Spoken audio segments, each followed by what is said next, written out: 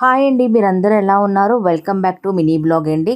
ఈరోజు మినీ బ్లాగ్లో మధ్యాహ్నం టైంలో నేను ప్రిపేర్ చేశాను. ఇక్కడ ఉల్లిపాయ పులుసు ఉంటుంది కదండి, మా అమ్మగారు పెట్టినట్టు చిన్న ఉల్లిపాయలతో నేను పులుసు పెట్టానండి.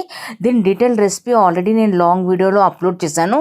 కింద మీకు లింక్ ఇస్తాను, మీరు రీడైరెక్ట్ అవ్వచ్చు లాంగ్ వీడియోలోకి అండి. ఈ ఉల్లిపాయ పులుసు నేను సాంబార్ పొడి ఉంటుంది కదా, మా అమ్మగారు చేసినట్టు సాంబార్ పొడి వీడియో కూడా ఆల్రెడీ అప్లోడ్ చేశాను నేను లాంగ్ వీడియోలో. సాంబార్ పొడితో నేను ఈరోజు ఈ చిన్న ఉల్లిపాయల పులుసు పెట్టానండి.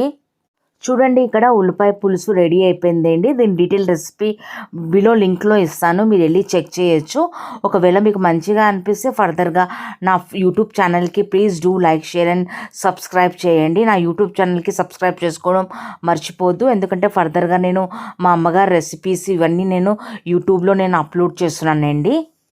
ఉల్లిపాయ పులుసు రెడీ అయిపోయిన తర్వాత ఇప్పుడు చూడండి, ఇక్కడ నేను స్టవ్ ఫ్లేమ్ని ఆఫ్ చేసిన తర్వాత ఈరోజు మధ్యాహ్నం భోజనం ప్లేటింగ్ కూడా మీకు చూపెడుతున్నాను. ఈరోజు మా మధ్యాహ్నం భోజనంలో ఉల్లిపాయ పులుసు ఇంకా స్టీమ్ రైస్ అండి.